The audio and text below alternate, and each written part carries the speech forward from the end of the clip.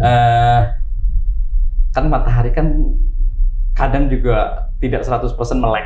Iya, iya Pak betul, Jos. Pak. Kadang lagi males tuh kadang bisa merem atau bisa setengah ngintip lah ini. Iya, iya, iya. Nah itu antisipasinya gimana untuk penyerapan energi suryanya? Iya, jadi kan energi surya yang melewat PLTS yang kami pasang ini, itu kan terhubung langsung dengan PLN.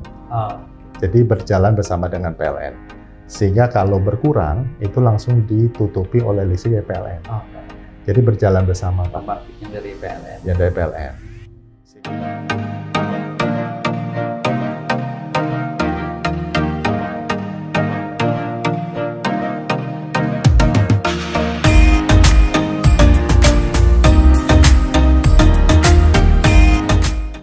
Hai viewer, jumpa lagi dengan saya Junior Manto dalam program Ngaco Ngobrol ala Indoposko di channel Indoposko Channel.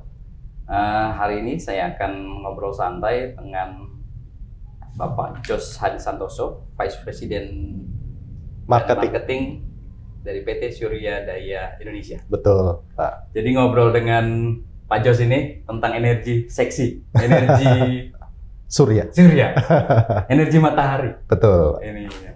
Jadi energi masuk dalam energi baru terbarukan ya? Benar sekali. Ya. Kita bisa langsung mulai aja, Pak Jos. Silakan, Pak. Bisa dijelaskan pada viewer apa sih Surya Daya Indonesia itu? Baik. Base bisnisnya seperti apa ininya? Silakan Pak Jos. Baik, makasih Pak Aro. Salam semua teman-teman. Jadi Surya ini adalah startup Indonesia. Kita mulai tahun 2018. Oke. Kita fokus pada pengembangan PLTS atap, pembangkit listrik tenaga surya atap. Ya, fokus kami adalah pada sektor industri. Jadi kami menyewakan PLTS atap buat industri. Kebanyakan adalah manufacturing, tapi juga ke hotel, mall, sebentar lagi rumah sakit. Ya. Nah, kenapa kami sewakan? Karena memang tantangan terbesar dari sektor industri adalah biaya awal untuk investasi. Jadi pemasang PLTS atap ini biayanya relatif tinggi. Sedangkan perusahaan itu kan belum tentu punya dana. Satu. Atau kedua, mereka dananya dipakai untuk pengembangan usahanya sendiri. Ya, sehingga kami datang dengan solusi, kita sewakan. Jadi perusahaan tidak usah investasi apapun, cukup bayar sewa bulanan ke kami, lalu kita tawarkan tarif sewa lebih murah dari tarif listrik yang ada. Jadi selain mereka mendukung lingkungan, memakai energi yang terbarukan, mereka juga mendapatkan saving dari pemakaian listrik. Begitu, Pak. Itu benefit yang diperoleh Benar oleh sekali. masyarakat atau industri. Atau industri, ya. Saat ini kita fokusnya di industri. Oke. Industrinya bermacam-macam ya? Ya, semua jenis industri bisa, Pak. Ya, tidak tergantung jenis industrinya. Ya, karena kami itu menggantikan sebagian pemakaian listrik. Begitu. Jadi sekali lagi bukan menggantikan semua, hanya mengurangi sebagian pemakaian listrik. Ya, begitu. Oke, viewer. Jadi PT Surya Daya Indonesia ini adalah perusahaan yang memanfaatkan energi surya, energi matahari. Betul sekali, Pak. Yang diberikan oleh Tuhan kepada kita. Betul. Ini ya. Dan bisa bermanfaat baik bagi masyarakat juga untuk lingkungan. Benar lebih ramah sekali. lingkungan ya Mas Jos ya. Jauh lebih ramah. Lebih ramah lingkungan jauh. Iya. Karena emang Indonesia kan negara katulistiwa ya. Benar sekali. Energi suryanya luar biasa sekali. Betul sekali. Sayang kalau tidak dimanfaatkan. Benar, Pak. PT Surya inilah salah satunya bisa memanfaatkan berkah yang diberikan oleh Tuhan. Iya, benar sekali. Oke, viewer. Jadi gini Mas Jos, Pak Jos, kan pemerintah menargetkan net zero emission di tahun 2060. 2060. Dan meningkatkan juga energi baru terbarukan. Seperti apa sih komitmen dari PT Surya Daya Indonesia untuk bisa ikut mencapai target yang sudah ditetapkan pemerintah? Ya, jadi kalau kita lihat untuk mencapai net zero itu kan sebenarnya banyak sekali yang harus dilakukan ya, Pak. Ya. Energi surya ini hanyalah salah satu bagiannya saja. Karena kalau memakai energi surya saja tidak cukup. Ya, tidak cukup dalam arti begini, energi surya itu kan harus disimpan. Karena energi surya ini menghasilkan listrik kalau ada sinar matahari. Kalau nggak ada kan nggak bisa. Berarti kan selama ada sinar matahari, harus disimpan supaya bisa berfungsi saat sinar matahari nggak ada. Berarti ada perlu baterai ya Pak untuk menyimpannya, begitu. Dan lagi net zero ini bukan semata-mata hanya energi, tapi juga proses produksi dari pabrik-pabrik. Ya, itu kan juga mengeluarkan emisi ya, gas buang begitu. Kemudian juga mobil dan motor, kereta api itu kan juga mengeluarkan gas buang, Pak. Jadi untuk mencapai net zero sebenarnya pendekatannya harus komprehensif ya, semuanya begitu ya. Nah, energi surya ini salah satu bagiannya. Tapi energi surya bisa memegang peranan penting karena yang Bapak katakan tadi, Indonesia ini kan di khatulistiwa. Jadi kita diberkahi oleh sinar matahari yang sangat cukup. Ya, jadi dan tidak akan habis. Paling tidak habisnya lama banget. Gratis lagi sinar mataharinya. Gitu ya. Jadi itu sudah keuntungan memakai sinar matahari. Keuntungan kedua adalah pembangkit listrik tenaga surya ini sangat mudah dipasang. Ya, di atap, di atas tanah itu sangat mudah dipasang dibandingkan pembangkit energi yang lain. Misalnya pembangkit air, ya tenaga air maksud saya, maaf. Ya, itu kan tergantung pada sungai. Satu ya Pak ya. Kalau geothermal, gas bumi, panas bumi, itu kan tergantung pada lokasi juga. Ya. Tertentu. Angin sama. Kalau matahari kan bisa di mana aja. Sekali lagi kalau pas nggak ada matahari harus disimpan. Ya, itu memang salah satu kendalanya ya, tantangannya di situ. Nah, surya kami memang fokus pada tenaga surya. Ya, komitmen kami jelas karena kami ingin tenaga surya ini terus berkembang. Ya, kita ingin menjangkau lebih banyak perusahaan-perusahaan di seluruh Indonesia. Saat ini masih sangat sedikit dibandingkan potensi yang ada. Kita saat ini mungkin hanya baru mencapai 1% dari potensi yang ada. Ya, jadi sebenarnya sangat luas sekali. Kecil sekali, Pak. Kecil sekali. Jadi sebenarnya potensinya masih sangat luas untuk pabrik-pabrik, ya, mall, hotel, rumah sakit untuk pasang. Kan di atap itu gratis ya Pak pasang gitu kan. Terus nggak mengganggu lingkungan kalau pasang di atap. Gitu. Lebih terbuka ya. Iya, jadi kan nggak ada dampak lingkungan. Lalu solar panel ini juga mereka tidak menyebabkan silau, nggak memantulkan cahaya. Jadi cahaya matahari kan diserap. Beda dengan kaca. Beda dengan kaca. Jadi dampak lingkungannya tuh tidak ada sih. Benar-benar gitu, Pak. Ramah lingkungan. Ramah lingkungan, gampang dipasang. Begitu. Hasilnya juga luar biasa. Hasilnya rata-rata berapa ini sih? Watt untuk memperoleh satu bisa dijelaskan ke viewer? Oh ya, jadi kalau Indonesia itu kan rata-rata 4 jam per hari, Pak. Ini sudah memperhitungkan musim hujan. Ya. Jadi kalau musim panas bisa 6 jam, kalau musim hujan mungkin 3 jam. Ya. Kalau rata-rata per tahun berarti 4 jam per hari. Ya, itu yang bisa dihasilkan oleh energi surya. Jadi kalau misalnya harus memenuhi kebutuhan selama 24 jam, berarti memang harus ada baterai yang menyimpan supaya bisa berfungsi 24 jam. Daya yang tersimpan berapa banyak? Itu tergantung pada berapa luas yang kita bisa pasang. Ya, nah itu tergantung pada luas atap yang memungkinkan, Pak. Average kalau bisa diperoleh berapa giga gitu maksudnya? Oke. Kalau di Indonesia saat ini ya, kapasitas pembangkit listrik Indonesia itu data yang kami punya itu 70 gigawatt. Seluruh Indonesia ya, 70 gigawatt. PLN sendiri sekitar 50 gigawatt. Potensi atap Indonesia kalau dipasang semua, datanya itu sekitar 200 gigawatt. Jadi udah jauh mencukupi. Hanya nanti tantangannya adalah baterainya. Nah, begitu. Untuk menyimpan energi. Untuk menyimpan, karena saat ini kan baterai itu masih mahal, Pak. Iya, masih mahal. Jadi mungkin perkiraan industri baterai itu akan ekonomis mungkin ya, itu 8-10 tahun lagi. Ke depan. Sekarang 2023. Jadi kalau sekarang ya kita pasang, kalau sekarang kita pasang ya nggak pakai baterai. Karena kalau pasang baterai jadi nggak ekonomis. Gitu. Jadi kita pasang, kalau atapnya optimal, ya 4 jam per hari targetnya. Misalnya kantor Bapak nih ya, misalnya kan kerjanya 8 jam sehari, misalnya pagi jam 8 sampai jam 5 sore, misalnya. Berarti 4 jam dibagi 8 jam, berarti 50% ya Pak? 50%, Nah, setengahnya kan? Nah, berarti kalau pasang PLTS, bisa mengurangi listrik rata-rata 50%. 50% ya. Nah gitu. Asal sekali lagi luas atapnya cukup. Tergantung dari luas atap. Iya, berarti ya. kadang-kadang Pemasangan panel itu ya. Iya, kadang-kadang luas atapnya kan nggak cukup, Pak. Iya. Ya, jadi nggak bisa optimal. Mungkin karena nggak cukup hanya 25% atau 10% gitu. Kalau apa sih pemasangan panel itu nggak bisa bertingkat gitu ya Mas ya? Nggak bisa. Nggak bisa, harus satu. Harus itu ya? satu supaya langsung terkena oleh sinar matahari. Oh. Lalu solar panel ini tidak boleh tertutup bayangan. Soalnya kalau tertutup nanti kan tidak efisien. Iya. Itu Begitu, ya, Pak. penyampaian. Terus Ini kan bisnis dari PT Surya Daya Indonesia kan lebih banyak ke industri ya. Iya. So far perjalanannya gimana? Ya, Pak Jos, ini. betul. Waktu kita mulai 2018 itu sangat berat karena PLTS ini masyarakat satu belum banyak tahu. Yeah. Pelaku industri banyak belum tahu. Kalaupun tahu, mereka punya bayangan atau persepsi mahal. Yeah. Nah, gitu. Jadi pertama tuh edukasinya memang berat, Pak.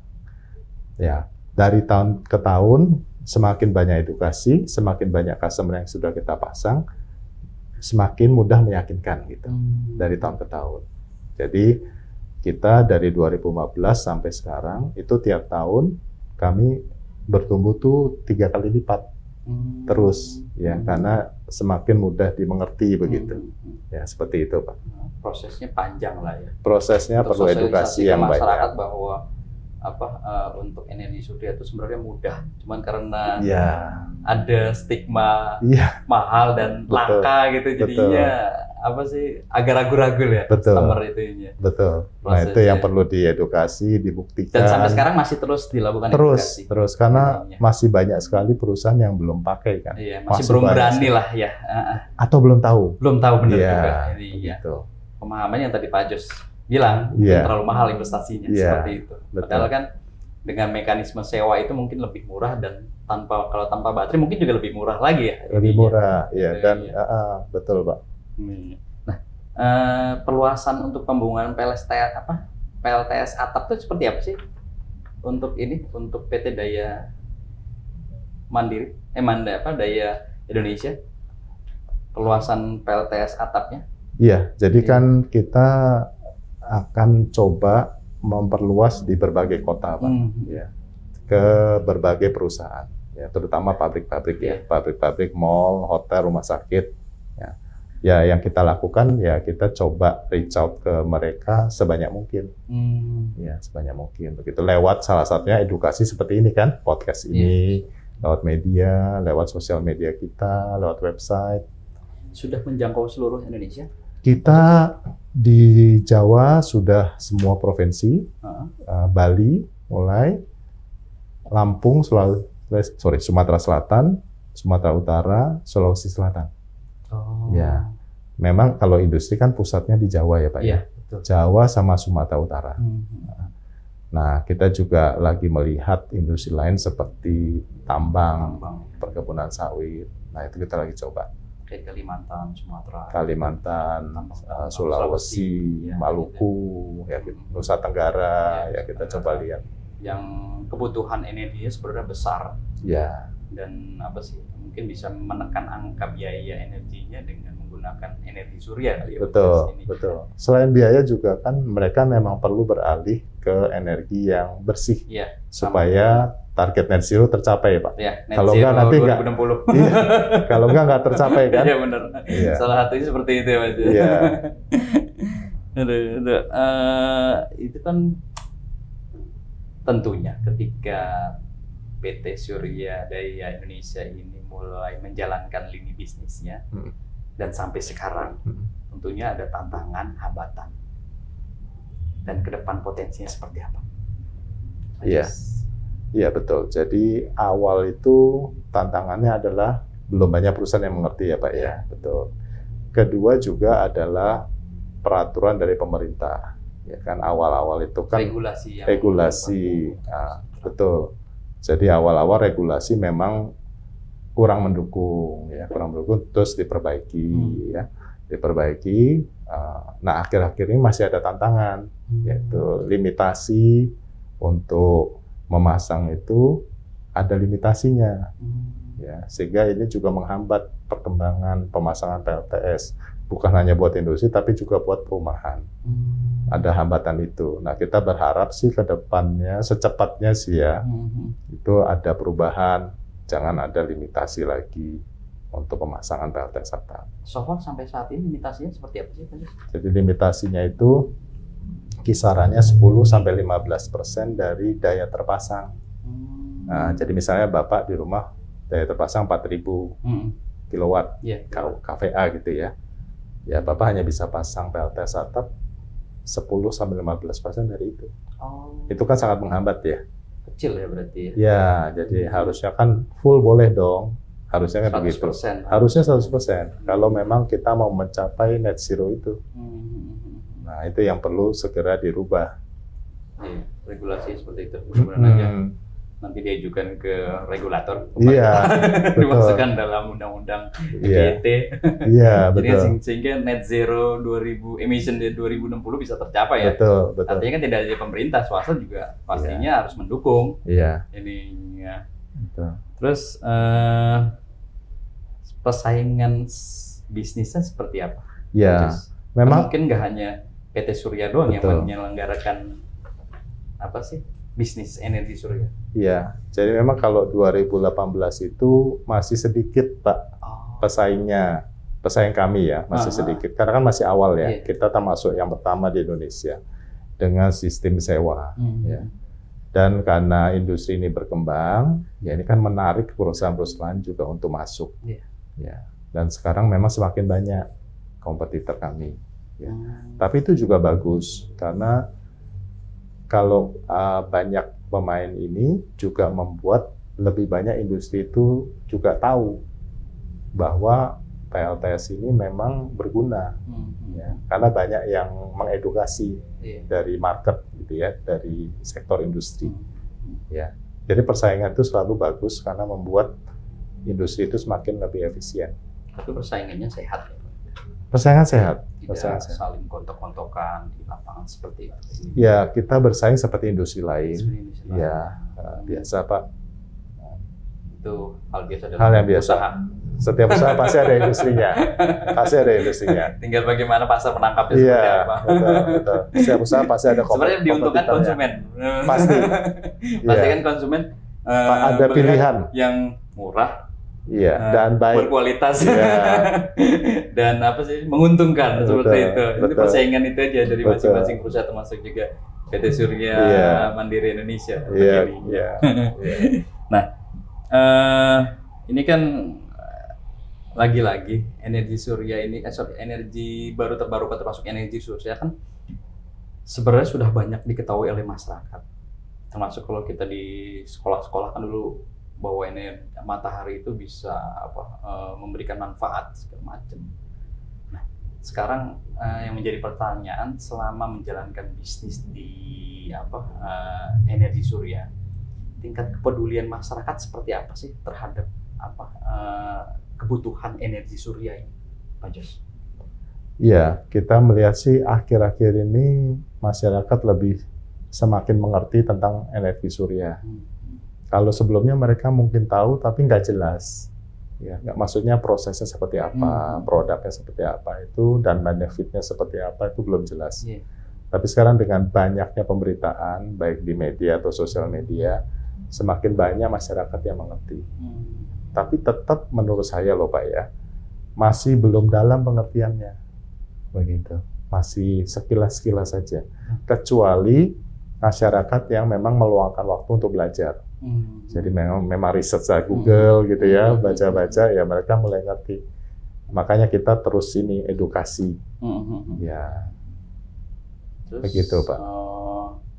Artinya kan ketika energi surya ini dimanfaatkan menjadi energi listrik, kasar seperti itu energi ini. Tentunya kan harusnya infrastruktur itu sangat mendukung. Baik dari pemerintah, khususnya dari pemerintah. Seperti apa saat ini infrastruktur yang ada untuk mendukung bisnis energi surya? Iya, jadi memang kalau berbicara komponennya sendiri, ya kita masih import sebagian dari komponen tersebut. Ya, kenapa? Karena memang industri di Indonesia belum mendukung baik dari secara kualitas maupun secara harga. Jadi memang komponen-komponennya masih sebagian besar itu harus diimpor. Ya, kalau tidak begitu, maka PLTS yang kita pasang ini satu nggak kompetitif harganya, masyarakat nggak bisa beli. Kedua, kualitasnya juga tidak sebaik yang kita harapkan. Ya, jadi harus tetap diimpor. Ya, yang sebenarnya yang sangat perlu untuk mendukung industri ini adalah peraturan yang mendukung, Pak. Itu satu ya, kembali ke situ. Sebenarnya itu saja. Itu, dan kalau mau ditambah adalah insentif. Kalau kita lihat negara-negara maju, yang PLTS atau energi suryanya maju, itu karena pemerintahnya satu sangat mendukung dari segi peraturan, dan kedua memberikan insentif. Ya, memberikan insentif. Artinya listrik yang dihasilkan, misalnya untuk rumah ya, mereka pasang, terus kelebihan listriknya kalau dijual kepada pemerintah, itu mereka mendapatkan tarif yang lebih tinggi. Pembayaran lebih tinggi daripada tarif listriknya. Jadi ada insentif untuk pasang. Nah, itu yang dikembangkan. Makanya di banyak negara maju itu kan energi surya sangat berkembang. Karena ada dua dukungan itu. Dan masyarakat yang lebih bisa dijual lagi ke pemerintah. Oh iya, betul. Dan kita memasarkan menyalurkan lagi ke pihak yang lain. Iya, betul. Sedangkan di sini kita sekarang malah dihambat kan? Dihambat, limitasi tadi 10-15%. Terus sekarang kalau kita jual juga nggak menarik, gitu. Tarifnya nggak menarik. Ya. Jadi nggak kurang dukungannya. Nah, kembali ke infrastruktur tadi. Kembali lagi ke dukungan tadi ke pemerintah. Harapannya seperti apa sih, Mas Yos? Iya, tadi itu, Pak. Kalau regulasi itu ya. Iya, jadi kalaupun tidak bisa memberi insentif, regulasinya harus mendukung aja, Pak. Nggak usah muluk-muluk sih, bebaskan aja. Dan itu sudah disampaikan ke pemerintah. Ya, kita sampaikan lewat asosiasi. Asosiasi. Iya. Asosiasi apa namanya, Pak? Asosiasi Energi Surya Indonesia. Asosiasi Energi Surya Indonesia. Ya. Jadi itu aja, bebaskan aja pemasangan PLTS, jangan dihambat. Ya. Kemudian kalau diekspor, kalau Indonesia nggak boleh ada kata-kata dijual soalnya. Iya. Diekspor ya diterima aja. Sekarang kan tidak diterima. Iya. Nah, kembali ke PT Surya Daya Indonesia. Prestasi apa yang sudah diperoleh saat ini? Kita prestasi adalah melihat berapa banyak perusahaan yang sudah bekerja sama dengan kita, dengan kami ya. Jadi saat ini sudah lebih dari 100 perusahaan yang bekerja sama dengan Surya, semua dengan sistem sewa. Jadi kami yang terbesar di Indonesia untuk pemasangan PLTS atap untuk industri ya Pak. Begitu, itu prestasi kami. Prestasi yang luar biasa lah. Terima kasih. Dan ada targetnya lagi mungkin. Iya, kita ingin pasti, Pak. Kita ingin semakin banyak ya. Semakin banyak, kita ingin semakin besar. Ya tentu sebagai bisnis kan kita ingin terus bertumbuh. Ada target-target setiap tahun yang dicanangkan. Betul. Tapi lebih dari itu kan kita ingin tuh dengan semakin banyak pakai PLTS, otomatis mengurangi energi yang dari fossil fuel ya. Benar. Itu sebenarnya sih yang ingin kami sampaikan ke perusahaan-perusahaan. Dengan podcast ini juga sebenarnya kembali menegaskan bahwa fosil itu nantinya akan habis. Akan habis, iya. Dan kita ingin lebih cepat ya. Iya. Sebenarnya kalau kita menunggu fosil fuelnya habis, itu kan masih lama ya Pak. Iya. Sedangkan kita tiap hari ini kan menambah greenhouse gas ya. Bukan hanya CO2 ya, yang lain juga. Tapi mainly CO2 memang. Itu ke atmosfer. Tiap hari kita tambahkan. Jadi sebenarnya semakin membuat bumi ini makin panas temperaturnya. Global warming menyebabkan climate crisis-nya lebih parah, Pak. Ya. Ini yang nanti akan makin parah, Pak. Climate change juga perubahan cuaca. Betul. Yang tidak menentu ya. Sekarang Bapak udah rasakan sekarang kan? Yang biasanya kan kita dulu ritmenya tahu lah kalau Februari itu musim hujan, nanti habis Februari langsung musim kemarau. Tapi kenyataannya selalu kadang tidak seperti itu. Iya. Hujan selalu datang dan panas juga ada terus gitu loh intinya. Betul. Jadi prediksi cuaca tuh kadang-kadang juga tergantung jadi cuacanya juga sih sebenarnya sih. Climate change-nya itu kan. Betul. Bahkan di dunia juga sudah membahas masalah itu. Iya. Makanya kami sangat berharap tuh jangan menunggu sampai habis fossil fuel-nya. Secepatlah secepatnya lah beralih ke energi bersih. Energi bersih, ramah Iya, lingkungan. yang ramah lingkungan. Karena demi Supaya anak cucu kita juga ke demi depan. kita juga, Pak. Bukan hanya anak cucu. Sekarang anak cucu Sekarang juga. pun Dari udah mulai- problem kan. Iya, problem. Nanti yang paling terdampak petani, Pak. Oh iya. Pasti. Petani paling terdampak. Nah, problemnya kalau petani terdampak, otomatis semua rantai pangan terdampak. Terancam. Kita semua kan terkena, Pak. Iya. Gitu. Logikanya kondisi climate change, perubahan cuaca, petani merugi, Iya, gagal panen, iya, pangannya akhirnya jadi krisis, Iya. krisis pangan. betul. Dampaknya ke masyarakat juga, ke Betul, kita juga betul. yang butuh makan jadi kelaparan. Betul, betul, Ininya. betul. Itu yang harus kita antisipasi. Iya, Nih, viewer juga perlu tahu nih, iya. Pak Jos, mekanisme alur ketika matahari, kemudian panel, kemudian dimanfaatkan sebagai energi itu seperti apa sih? Oh Runtutannya? iya, baik. Jadi solar panel Mhm. itu intinya ada yang disebut solar cell. Jadi banyak Oke. masyarakat taunya kan solar cell. Ah, ah. Itu nggak salah. Jadi di dalam solar panel tuh banyak solar cell. Mhm. Solar cell ini sifatnya langsung merubah sinar matahari menjadi listrik. Jadi begitu dia terkena sinar matahari, langsung dia jadi listrik. Oh, oke. Nah, Otomatis tuh ya. otomatis. Nah, listrik itu dialirkan melalui kabel dari solar panel, Mhm. kabel menuju satu alat yang namanya inverter. Mhm. Kenapa? Karena listrik yang dihasilkan oleh solar cell ini sifatnya DC, Pak, seperti baterai. Oh, oke. Sedangkan di rumah kita pakainya kan AC Ah, ah, ah. atau di kantor, di pabrik ya. Mhm. Jadi dari inverter itu listrik DC dirubah jadi AC.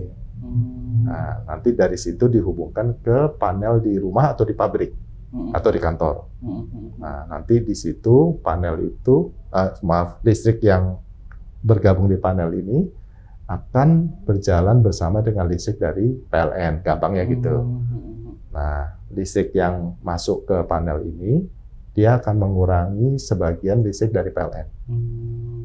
Nah, prosesnya seperti itu, Pak. Sekali lagi, selama ada sinar matahari. Jadi kalau misalnya mendung, turun, Pak. Karena mataharinya kan dikit ya. Iya, iya, iya. Kalau malam nggak ada pasti. Merem dah. Iya, Matahari. matahari merem. Iya. Nah, Iya. prosesnya seperti itu, Pak. Oke, oke, oke. Jadi viewer paham ya ini Iya. alur matahari sampai menjadi energi listrik. Iya. Kan matahari kan kadang juga tidak 100% melek. Iya, iya Pak betul, Jos. Pak. Kadang lagi males tuh kadang bisa merem atau bisa setengah inilah, setengah ngintip lah ini. Iya, iya, iya. Nah, itu antisipasinya gimana untuk penyerapan energi suryanya? Iya. Jadi kan energi surya yang melewat PLTS yang kami pasang ini, itu kan terhubung langsung dengan PLN. Oh, Jadi berjalan bersama dengan PLN. Sehingga kalau berkurang, itu langsung ditutupi oleh listrik dari PLN. PLN. Jadi berjalan bersama, Pak, Pembangkit yang dari PLN. yang dari PLN. Sehingga pengguna, kantor, pabrik, rumah, itu mereka nggak merasakan kekurangan. Oh, Ya, akan selalu disubstitusi. jadi tegangan tetap Gitu. terjaga lah. Tetap, Ini tetap tidak terjaga. terganggu dengan Iya, itu ya. betul, Iya. betul. Ya kan apa sih matahari itu kadang-kadang kalau sekarang mendung Iya, kan agak terganggu untuk penyerapan energi suryanya. betul, Iya. betul. Tingkat panas dengan tidak panas itu berpengaruh nggak untuk apa sih hasil panel suryanya itu? Iya, betul sekali. Jadi Kalau lagi 100% panas banget, katakanlah itu hasilnya sangat besar sekali. baik. Jadi yang perlu diklarifikasi, Pak, Mm-mm. yang penting itu bukan panasnya, Oh, bukan panasnya. tapi cerahnya. Oh, Iya. Karena solar panel ini, solar cell, itu menyerap sinar matahari, bukan panas matahari, Pak. oh. Jadi panas itu nggak penting. Mm-mm. Yang penting cahayanya. Semakin cerah, dia semakin banyak cahaya diserap. Begitu. Justru kalau semakin panas, itu nggak bagus. Efisiensi dari solar panel turun kalau terlalu panas. Oh. Gitu, Pak. Ya kan kadang-kadang suhu itu kan bisa 40, apa 30, Iya. kadang-kadang naik kan Betul. suhunya itu. Sedangkan di tidak solar panel tuh lebih tinggi, Pak. Kalau suhu kita 40, di permukaan solar panel tuh bisa 60-70. Oh. Nah, itu semakin tinggi semakin nggak efisien Oh. sebenarnya. Iya, iya, iya, iya. Gitu. Nah, seandainya kayak di daerah-daerah tertentu kan di Indonesia ini kan luas ya, ada wilayah-wilayah yang mungkin kawasan gersang ya, kayak misalnya Ya. di kawasan timur itu kan gersang mungkin mataharinya lebih banyak lah ketimbang di kawasan Betul. barat. Itu Betul. berpengaruh juga untuk Berpengaruh, menghasilkan berpengaruh. energi listrik. Iya, jadi Indonesia itu memang semakin ke timur, intensitas sinar mataharinya makin tinggi, Pak. Jadi kalau intensitas matahari lebih tinggi, listrik yang dihasilkan di luasan yang sama itu lebih tinggi. Jadi contohnya Jawa Timur, intensitasnya mataharinya itu 20% lebih tinggi daripada Jakarta. Sehingga dengan 1 meter yang sama, di sana tuh menghasilkan 20% listrik lebih banyak. Lebih banyak. Nah, karena mataharinya lebih banyak, Pak. Jadi saya ngambil kesimpulan kawasan timur lebih banyak bisa menghasilkan energi listrik. Betul, betul. Lebih menguntungkan pasang di daerah timur. Karena emang mataharinya lebih cerah. Lebih cerah. Ya otomatis memang timur di Indonesia lebih panas ya. Otomatis gitu juga. Ada sisi positifnya lah. Iya. Ketika panas ternyata bisa menghasilkan listrik yang luar biasa. Betul. Oke, terima kasih Pak Jos. Sama-sama Pak Aro. Atas obrolan kita hari ini. Gitu aja, viewer.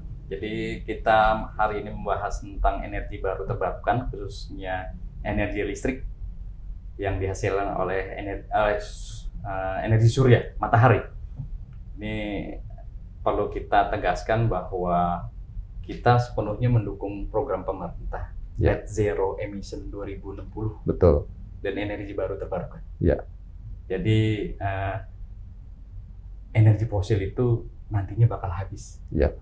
Betul. Ini harus kita pikirkan semua, baik kita dan anak cucu kita. Ya. Gitu aja. Terima kasih. Wassalamualaikum.